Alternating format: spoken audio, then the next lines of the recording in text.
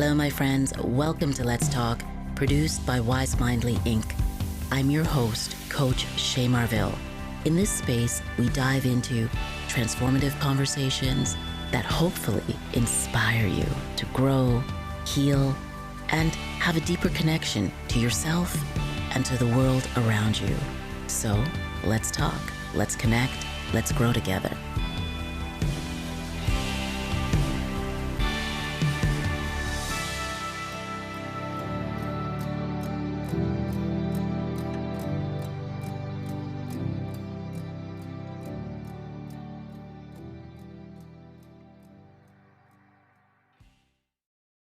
It is my awesome privilege to have Ovid Jackson in the pod today.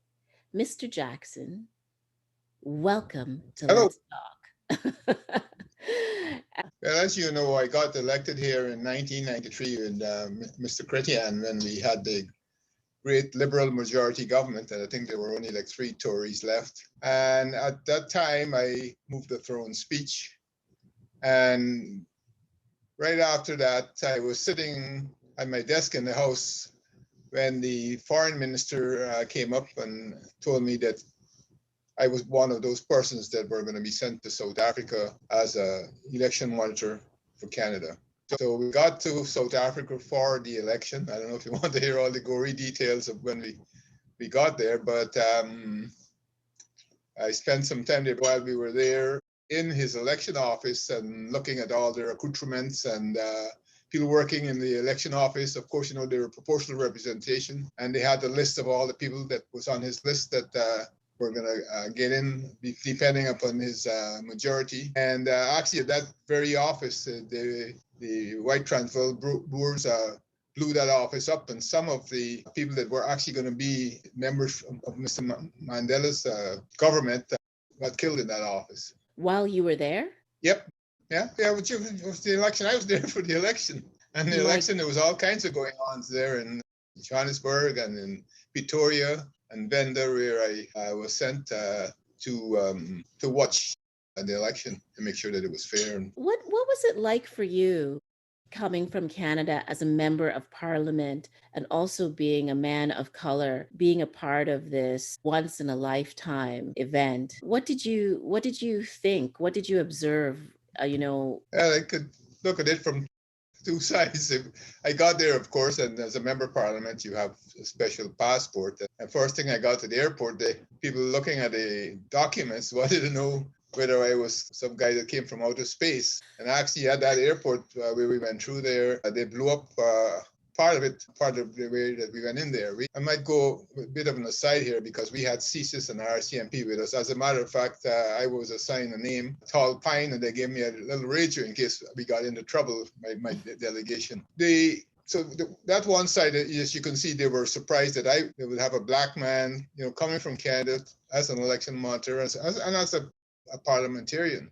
But on the other side, during the election, I watched with interest because people in South Africa had this apartheid, and they had, if they were going to go into the cities to work, they have to have a document, which they paid for. I can't believe they paid for a document.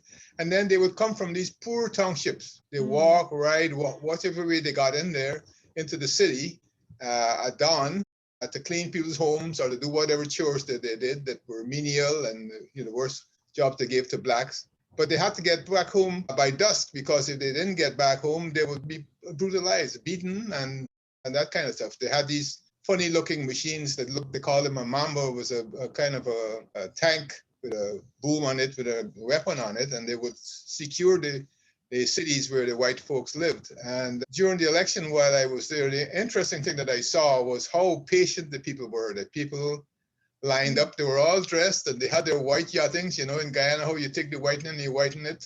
And yes. Handicapped people, they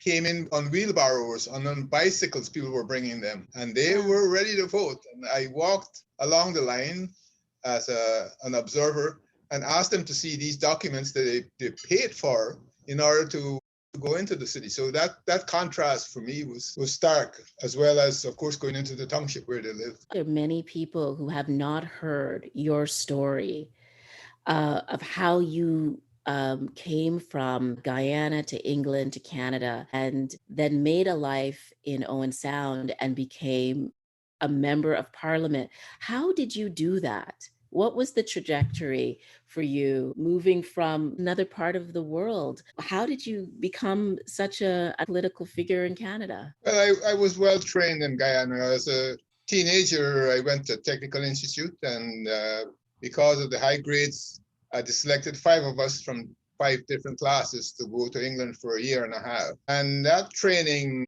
gave me a lot of insight on how to be a manager, how to deal with systems and get things done. Of course, they're training us to take over from the Brits when they left. I mean, I was just coming out of my teenage years when I came back to Guyana as a supervisory officer. And of course, the training was superior that we had. In my case, my job was to look after all the plant and equipment that the public works had, which included drag lines and bulldozers and outboard engines, Jeeps, whatever they had. And they sent me to England to Caterpillars and to Russ and Bucyrus and David Brown. So that was part of my training.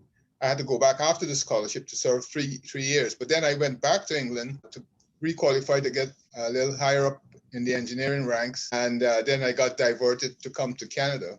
I worked for Rolls-Royce while I was in England. And while we were in England, they were looking for tradespersons from England, and actually they were actually paying, if you were an Englishman, they paid your fare to come here. And I got the treatment that they give to the English guys, which they paid for myself and my family that flew us here. And of course, I came to Canada, but of course I had a tragic accident the first 3 months I was here in 1966. I lost my right eye on the shop floor, and that diverted me to go to teachers college. I had enough qualifications in order to teach auto mechanics in a high school.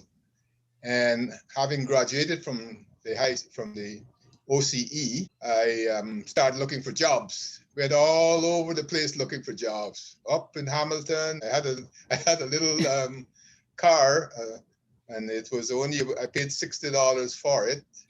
It wasn't a very good car, but I drove it all over the place, running around looking for work. And I supply taught while for the year that I didn't get a job, being a black person.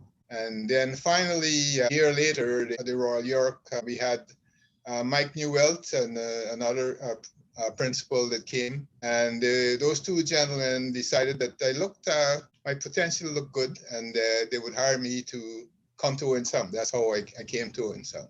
So you were recruited to go to Owen Sound to work at Georgian Yeah, Mike College? Newell, by the way, apparently he was a refugee from Eastern Europe. Very, very smart mathematician, tall guy. And he said, well, the two of us are tall, so we could look eye to eye, he said when he hired me. I came to and I, of course, in 1968, September. And then the thing that you wanted at that time was to qualify as a teacher. Once you qualified, you start looking around going back to Toronto because that's where the black communities were. You thought maybe you would go, all our friends were there, relatives were in Toronto. I thought I'd come to Owen Sound and then leave Owen Sound after the two years after I got my certificate become ratified. Right. But that never happened. I seemed to get more and more into the society. I came here in 68 and was first elected as an alderman in 1974. You really stood out in Owen Sound. How did you make a decision that, this was going to be the community that you could make a life in with your family? Well, it's a collective thing. As you know, I have a wife, Verona, and she started to teach at 16. And so she was always my sidekick, whether I was in Guyana or in England or here in Canada.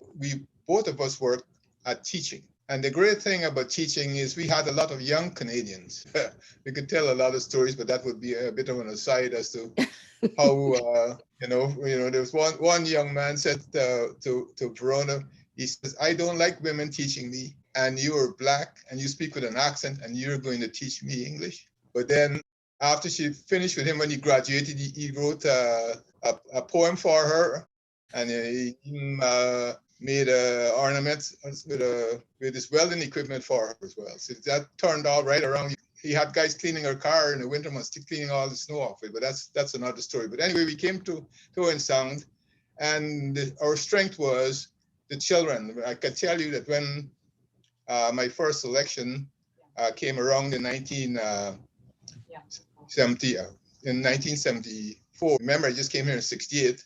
I was in the staff room and we were talking politics, and some of the teachers said, well, why don't you run? You've got all these ideas. Why don't you run? Quit nattering in the office here and do something. So I went to City Hall and got the form that you had to have the nomination form. And I got to sign the first person on the as a signee on the nomination list. And then you had to have the required amount of householders and put my name in. We had a lot of help from a lot of people, including the young people that both at the high school and at the college, because Verona was a college English professor. My dad died in 1974, right in the middle of that election. He didn't even know that I got elected. So I had to leave. It was in November of 1974.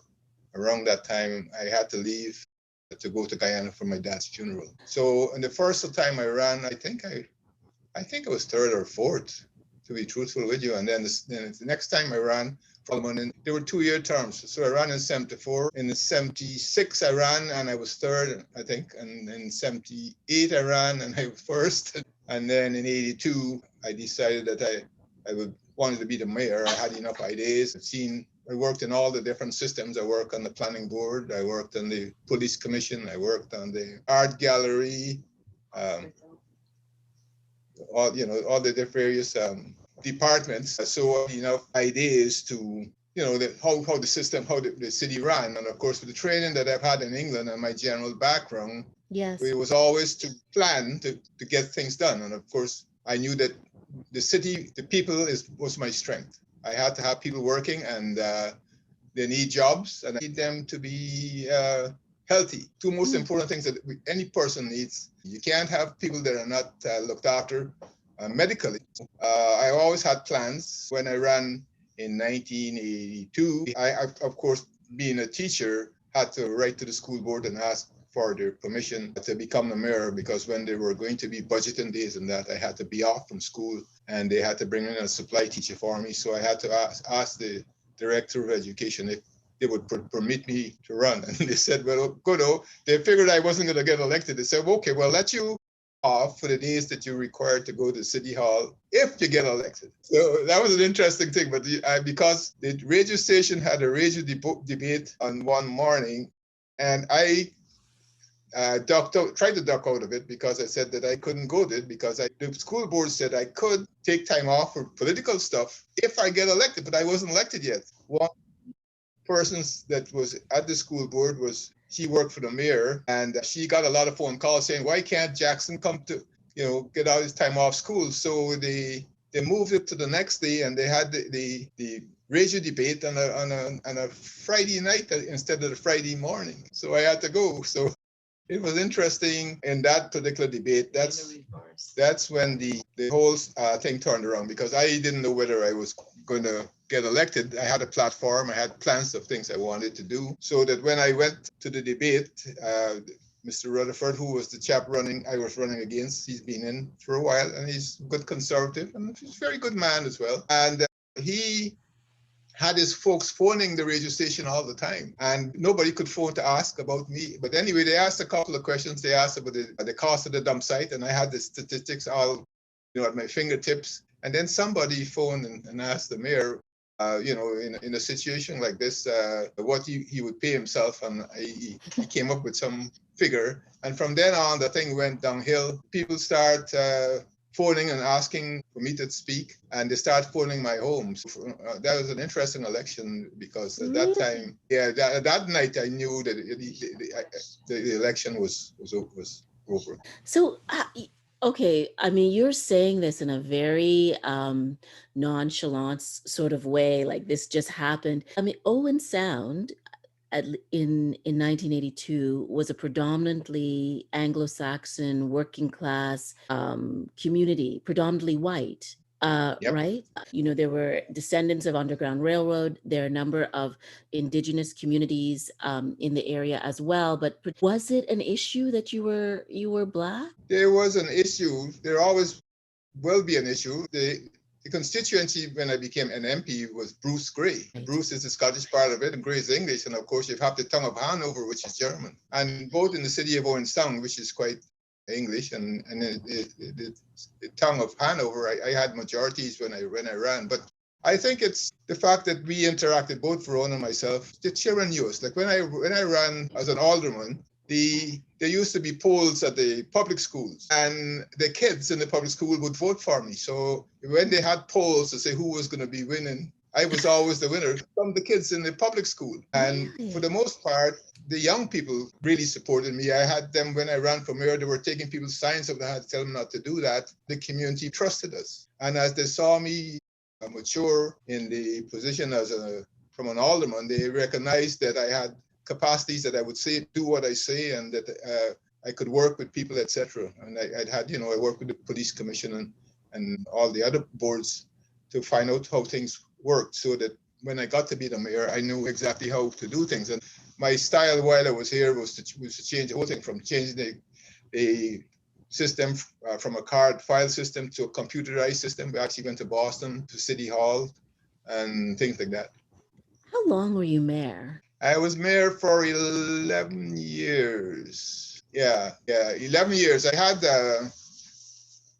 first elected in 1982, and I think there was only one or two-year terms, and the other ones were 3-year terms. I was still the mayor in 1993 when I got elected. There's a year was left in it. So I had 8 years as a councillor and an alderman, right, and 11 years as mayor. I had 19 years at City Hall. 4 terms as the mayor, 1 term nobody ran against me. Wow. I remember you as the mayor, and it wasn't about fame or fanciness. You were just going to work for the people, and it was so instructive as a person. Why did you give up being the mayor? I was mayor and decided that I had 19 years at the municipal level. I always wanted to go to Ottawa. Being a federal politician, I tried several nomination meetings, got my butt kicked down country, mostly by farmers, but I persevered and finally won a nomination in 93. This is a big constituency. It's bigger than Trinidad and Tobago, and the constituent parts of the riding are quite rural. Farming, all the different commodity groups, 2 reserves, Saugeen and Nawash, and they all have complications. Every district. I think what happened when my profile as a councillor, and then I did work with county council and various types of things, and my profile was up. They televised the meetings from out of Owen Sound. I think people got to recognize me as a person in the community, and that's partially how I got to be known. You have to be known here to, people won't elect you if you come from someplace else. I see. And why were you so motivated to become a member of parliament? Well, in the political field, when you start off the way I did, I completed what I said I would do. I mean, we built a new hospital here. We built an airport here under my direction. It wasn't the council work and the work with me. Some of these things were very difficult to do, but I always had missions. While I was here, we got a new police station for the police. Their place was old. We transformed the city hall. We always had a plan to get things done.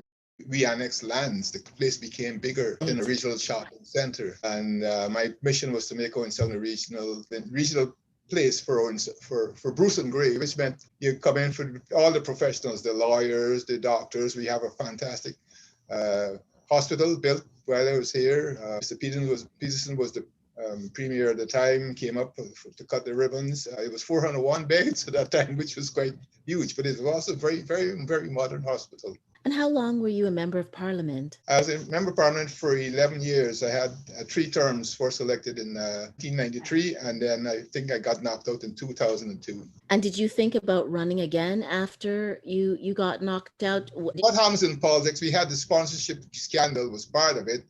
And of course, we had the Reform Party at the time when I went, which was helpful.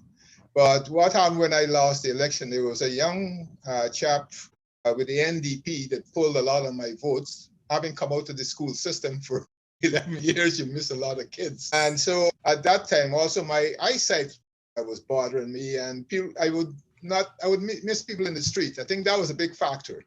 I'd go by people and they'd think that I was ignoring them because I was a big shot, but it was just my eyesight. So that kind of hampered me. So those were things that dragged me down for that particular election. But the sponsorship thing was the biggest factor. But this young chap too, he actually said he would have liked to work for me, and he wished he didn't run. But that's what happens in politics, you know. What do you think the most important thing was that you did when you were a member of parliament? A multitude of things. First of all, I'm working for my constituents. There was a national park up here. It's quite it's a world national park that I spent a lot of time in Ottawa getting funds for it. The Bruce National Park, the Billy Bishop Museum, lots of things I did for them. Always got my share of the pie for my constituents. We have all the commodity groups here. We have the milk marketing board, the egg marketing board, canola, you name it. That we have the various farming groups that I work with in my various constituencies. What else? Sort of thinking out loud. What about your community? What about the community foundation? Well, the community foundation was done when I was the mayor. The Bruce Gray Community Foundation. I came to Ottawa to a regional mayors conference with Mayor McCollin was there, and the mayor of Ottawa. Name eludes me because I'm thinking as I go along here. That's okay. And Charlotte Wooden had this foundation. So I came back with a list. I'd have a list of what I was going to do. Mm-hmm. And then after the next election, I check off the checklist and I give them another list. And on the list is the foundation. Now, my councils are trying to trip me up. A couple of guys want to be mayor, of course. And they felt that, this community foundation, what you've been smoking now, Jackson, you come with all these weird ideas. And I said, it's not going to cost you any money, because people always look at you and they say, you're a liberal. Yeah, it's nothing to do with liberal. I'm working for my community. Where I was a liberal or a communist, I'm working for my community. So I'm always working for my community. It's got nothing to do. And what happened was you had volunteers. Everybody gave like $50. That was the initial money that came into it. Yes. And then it built over time. We had a nice benefactor, an older lady who was a teacher, and she had some monies from her relatives. And the thing is just over $20-something million now, I think. Wow. It's just grown. But I also said I wanted regional. I wasn't parochial. I didn't want it for Owen Sound. I said I want a regional community center. And that's what it is. Do you miss being in politics? But politics is not easy, Like I did, I was a parliamentary secretary. I was chairman, sat on a lot of boards. And I'd be up in the morning very early. I'm away from home. I'm flying, my constituency is so big. Yes. As I said to you, it's bigger than Trinidad and Tobago. So I'm running around from one end of the constituency because this is not Toronto. I have 5 or 6 legions here. Some members in Toronto don't even have one. So which one do I go to on Remembrance Day? Right. So, and they say, if you don't move around, they say, have you seen Jackson recently? He's in Ottawa, he's an Ottawa boy. So you got to, when you come home, Verona did a lot of work for me too. Like when she wasn't, and they started to ask for Verona. Yes. Like when I was here, they'd ask for Verona to go. Women's institutes or whatever it was. And poor Verona going up, way up in the country with the snow drifts and everything else like that. So we had a lot of fun that way. Have you enjoyed your career? Yeah, well, my career is all around. Sometimes I think I prefer to be a basketball coach, but it was the kids that I like. And I always had projects. So when I was in Ottawa, I have a plan to. I'd say, these are some of the things that I'm going to do. We had an initiative that I started in Ottawa, and a lot of things. Not that I'm asking to get credit for it, but they go unnoticed, but they're very significant. It was a program where we would twin a young woman that was in trouble, that got pregnant and didn't have any help at all, and we put her with a mentor. Right. And the people up here knew that. That's the one thing to this day. The people remind me of a lot of things that we did together. You played basketball when you were quite young, right? Yes, I did. I represented Guyana between 1959 and 1962. I went to Trinidad, Brazil, Barbados, and we played against Suriname when they came out to the Olympics, and I won it would have been a 3-pointer, and it was a game changer, a buzzer beater. When I We beat Suriname. You go to Region Demerara and check the records. People tell me about that now. Then they said Jackson came over the line, and I just came over the line, and I hit it. It was 2 points, but we beat Suriname when they came out of the Olympics. Wow, you have had such a dynamic career and life. Well, coaching the kids too was really the best part. When I lost the election and I came back home, the kids came to my door and asked me to coach them. Where I went with them, I had a pastor, and his wife was a doctor. She come around to look after the kids, and we won most of our games. When the kids, some of them were going to become doctors. The one kid got the gold medal for all of Canada in accounting, my point guard. Wow. So that's kind of association with the kids was always the fun. I heard that you were one of the tallest people in Guyana at one point. Is that true? I don't know. I was tall, like my brother Arthur was taller than me, I heard that Granddad, you, Uncle Arthur, and Aunt Sheila were some of the tallest people in Guyana at one point. Yeah, my sister Sheila, very tall policewoman. Yep. So one of the first women. You don't want her arresting you. You remember your Aunt Sheila, right? Yes, I do. I do remember her very well. I miss her still very much. Go ahead. No, you go ahead. She came to Canada and she came to Ottawa. And we were walking across the common and Monsieur Chrétien came and she spoke to him. Yeah. What do you want people to know about you and about what you've done? I was a family man. I love my family, and what I would like for this world to have, which is very difficult. All of us born has an ability and has talent. Mm-hmm. And I always said that as a teacher, that's the teacher's job. A teacher in his or her class, all those kids are smart. All that teacher needs to do is to turn that dial for each one of them and get the goal out of them. So all persons born are like that, whether they're black, white, pink, or yellow. And I think that's something that I got coming out to Guyana. You know how many different races we have in Guyana. Like I have Aboriginal in me, I got white in me, I got black in me. All my friends were all across the rainbow. They were East Indians, they were Chinese, and some were family. Yeah. So I didn't have any idea that one person was smarter than another because they color or anything like that. So this idea that one person or one race has a better. So if we could all come out of this thing where we just say everybody, forget all this kind of stuff, black, white, and pink, no matter where you put me, how can I help? How can we make this thing better? Because all of us are on this planet we call Earth.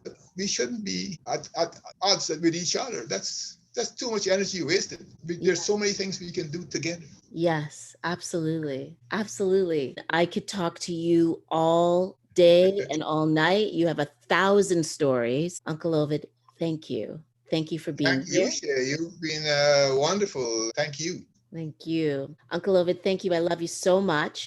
Great. All right. I love you so much. Love you too. Yeah. Bye, Aunt Verona. Thank you.